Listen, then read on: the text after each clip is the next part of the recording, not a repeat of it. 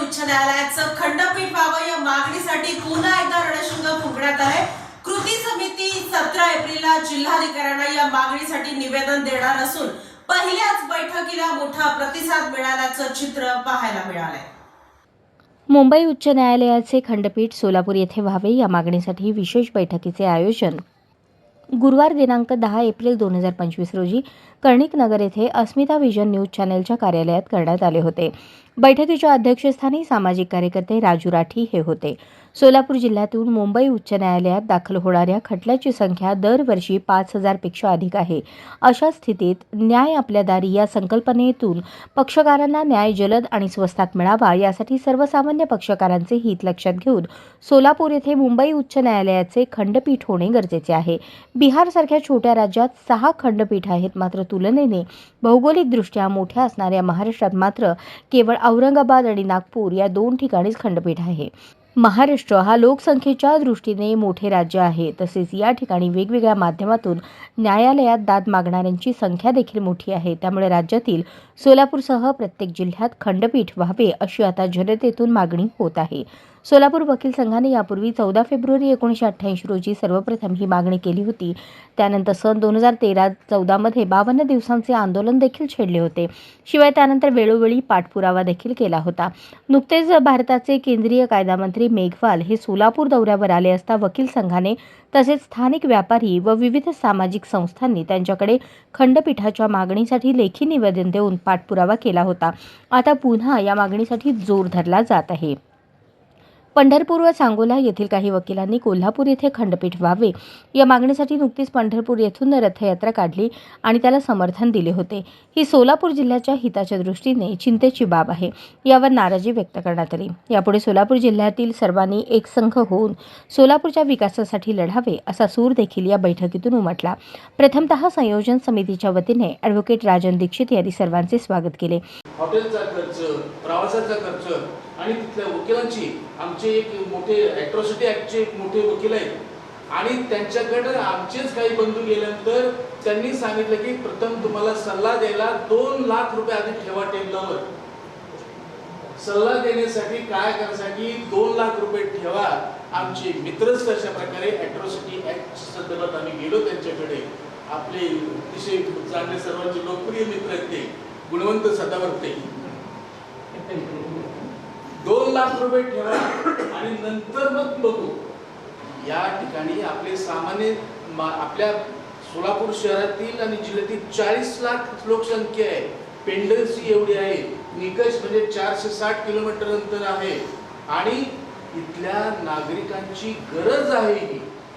सोलापूरमध्ये कुठल्याही परिस्थितीत एखादं फिरतं खंडपीठ सर्किट बेंच व्हावं। किमान आता जसं आपण तुम्ही बघताय कलेक्टर असेल किंवा प्रांत असेल प्रत्येक तालुक्याला आता त्यांनी चालू केलंय 2 दिवस अक्कलकोटला, 2 दिवस बार्शीला, 2 दिवस इथं आणि त्या ठिकाणचे निपटारे महसूल विभागाचे केले जातात। आम्हाला म्हणायचं नाही आम्हाला फुल बेंच किंवा आम्हाला आमची मागणीच नाही पूर्ण वेळ कोर्ट द्या, आम्हाला 2 दिवसाचं कोर्ट द्या, 3 दिवसाचं ठरवून कोर्ट द्या।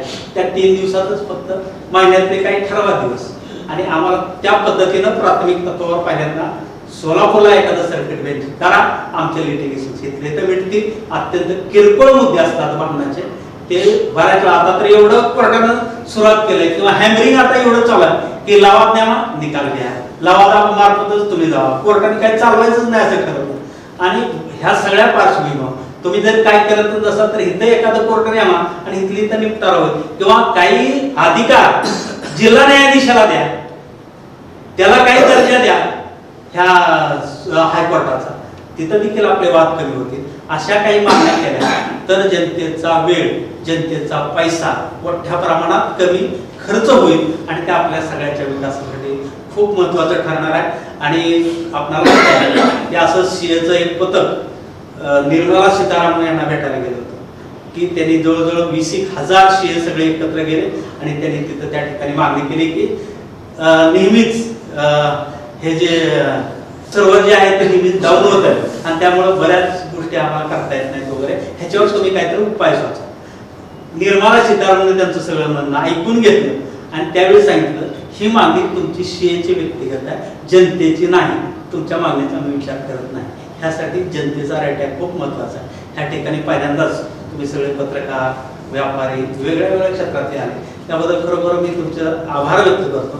हा जनतेचा रथ आहे, जगन्नाथाचा रथ आहे, हे पुढे नेणं अत्यंत गरजेचं आहे. त्यासाठी आपण एकसंध होऊया. सर्वप्रथम तुम्ही आलात त्याबद्दल स्वागत करतो आणि प्राथमिक भूमी समजावून घेतली त्याबद्दल धन्यवाद. सर्वप्रथम मी आपणा सर्व मान्यवरांचं अभिनंदन करतो आणि धन्यवाद देतो की या सोलापूर शहराकरिता अत्यंत महत्त्वाचा असा जो विषय आहे की आपल्या सोलापूर शहरामध्ये मुंबई उच्च न्यायालयाचं खंडपीठ स्थापन होणं या अत्यंत संवेदनशील आणि महत्त्वाच्या गरजेच्या मुद्द्यावर आपण सर्वजण इथे एकत्र आलेले आहात. तर सोलापूर शहरामध्ये उच्च न्यायालयाच्या खंडपीठाची काय आवश्यकता आहे हे माझ्यापूर्वी आमचे माजी अध्यक्ष ॲडव्होकेट बापूसाहेब गायकवाडने सांगितलेलंच आहे. तर त्यांच्या संबोधनाचीच मी कधी पुढे ओढत आहे की कायद्यामध्ये असे कित्येक मुद्दे आहेत की ज्या मुद्द्यावर अपिलाची तरतूद नसते. अभियंता अध्यक्ष आहे, कंत्राटदार महासंघाचा आहे, कन्स्ट्रक्शन फोरम्स आहे. आज आमचे मित्र सुरेशजी गायकवाड साहेब, तसेच आमचे कायदेशीर मार्गदर्शक वकील साहेब यांनी बोलवलं. महत्त्वाचं आहे की बापूंनी आता जे सांगितलं की थोडं थोडं मागा, शासनाकडे थोडं थोडं कुणाकडेच मागू नका. सोलापूरसाठी मागायचं तर भरभक्कम मागा, आम्हाला हे पाहिजे.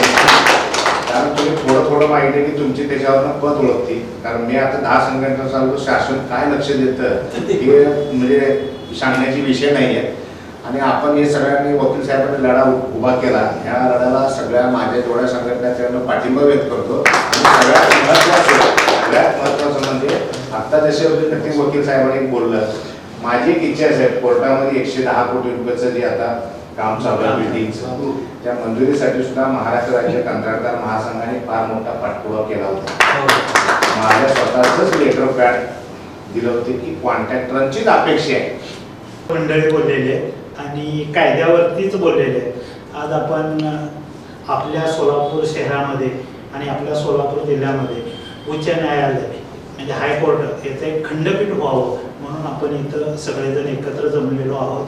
सर्वांची नावं न घेता सर्वच विचारपीठातील व विचारवंत आणि सोलापूर शहरातील दर्दी आणि या प्रश्नावरती जिव्हाळ्यानं आपल्याला सगळ्यांना काम करायचं आहे असं स्वयंप्रेरणेनं आलेले सर्वजण माझे बांधव, माझे वडीलधारी या सर्वांना खरं तर मी नतमस्तक होतो. आणि हा विषय खरं तर हातात घेतला. सोलापूर शहर किंवा जिल्हा आपला बघितला तर क्रांतिकारकाचा आपला सोलापूर जिल्हा म्हणून ओळखला जातो.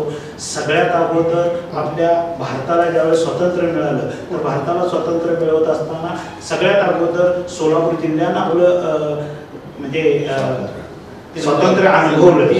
हे खरोखर म्हणजे इतकं चांगल्या पद्धतीचं आपल्या सोलापूर जिल्ह्यामध्ये किंवा शहरामध्ये क्रांतिकारक ह्या सोलापूर शहरात जन्माला येतात. तर मला वाटतं की आता आपण त्यांचेच विचाराचे वारस म्हणून पुढं आता आपल्याला जसं खतीब साहेबांनी खूप माहिती आपल्याला दिली. आपल्याला सगळ्यांना फॅक्ट माहीत असू शकतात पण ऍक्ट माहीत नसतो. ऍक्ट माहिती असणारी आपल्या त्या तारखेला हे सर्व स्वयंसेवी तुमचे जेवढे संघटनेतले पदाधिकारी असतील, कार्यकर्ते असतील, सगळ्यांना घेऊन तुम्ही उपस्थित राहावं या कार्यासाठी असं एक आव्हानात्मक पत्र त्यांना द्यावं. आणि आत्ता बऱ्याच जणांनी तेही म्हटलं की पक्ष विहित राहावं. हे फार चांगलं आहे. पक्ष आज कुणालाच नको आहे.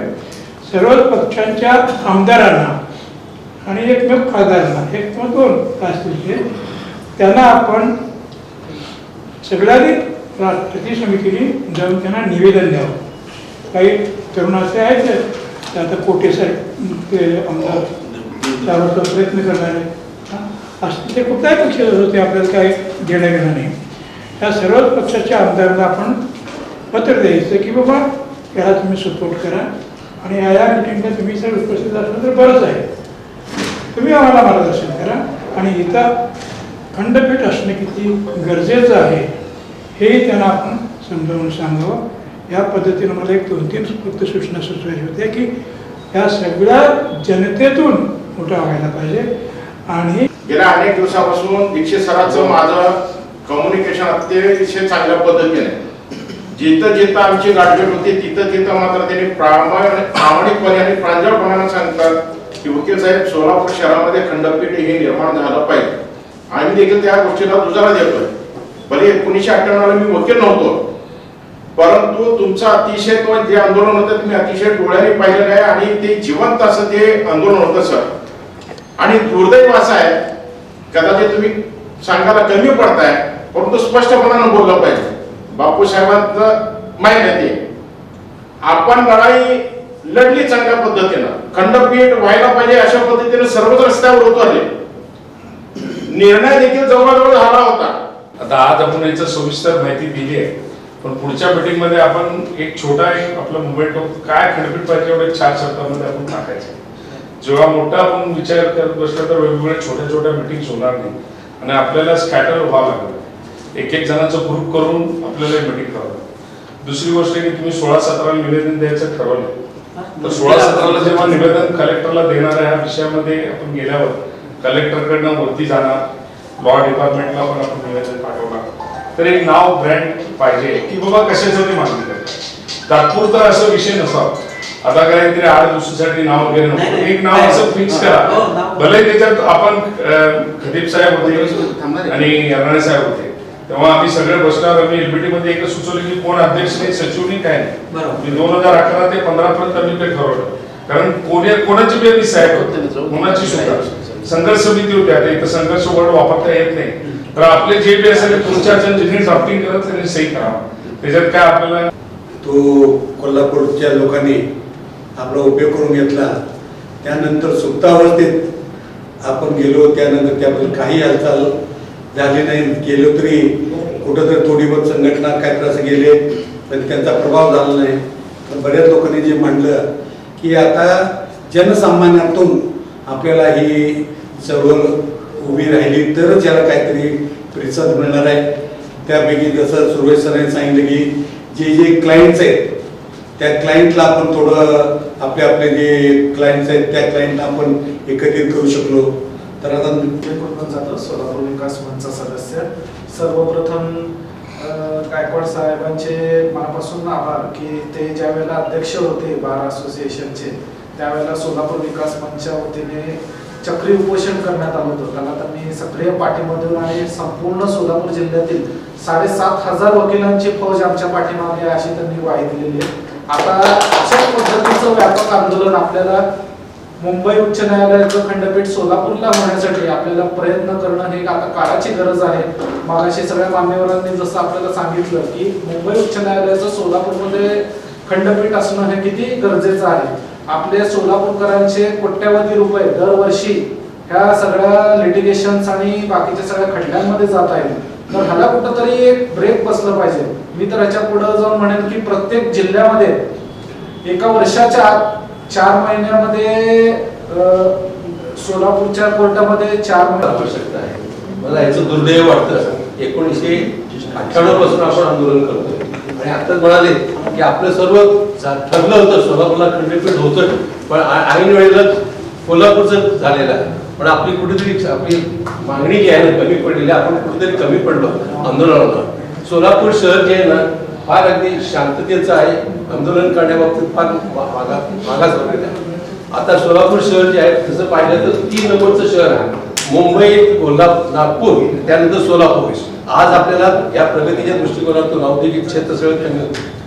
या बैठकीत ॲडव्होकेट सुरेश गायकवाड, ॲडव्होकेट खतीब वकील, अभियंता व कॉन्ट्रॅक्टर संघटनेचे अध्यक्ष मिलिंद भोसले, नोटरी असोसिएशनचे अध्यक्ष ॲडव्होकेट हेमंत कुमार माळी, ॲडव्होकेट मल्लीनाथ पाटील, ॲडव्होकेट केशव इंगळे, सोलापूर विकास मंचचे सदस्य विजय कुंदन जाधव, ज्येष्ठ पत्रकार पांडुरंग सुरवसे, ज्येष्ठ नागरिक संघटनेचे गुरुलिंग कुरनुरकर, सामाजिक कार्यकर्ते प्राध्यापक केदारीनाथ सुरवसे आदींनी खंडपीठ का, कशासाठी व्हावे, या मागणीसाठी पाठपुरावा कसा करायचा यावर आपली व्यापक भूमिका मांडली.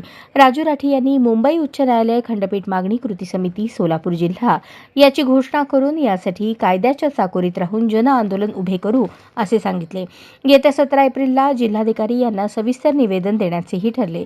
या बैठकीस advocate Asim Bangi, advocate Sunil Kshirsagar, advocate Abhay Birajdar, advocate PB Gaikwad, advocate Avinash Kadlaskar, advocate Rahul Gaikwad, advocate Chand Pasha Shaikh, advocate SR Deshme, advocate Vilas Bhambure, Dattatray Ambure, Anand Patil, Nagesh Shirur, Yella लिंक सोसायटीचे चेअरमन प्रभाकर यादगिरी, संतोष गद्दी आदींसह विविध क्षेत्रातील मान्यवर उपस्थित होते.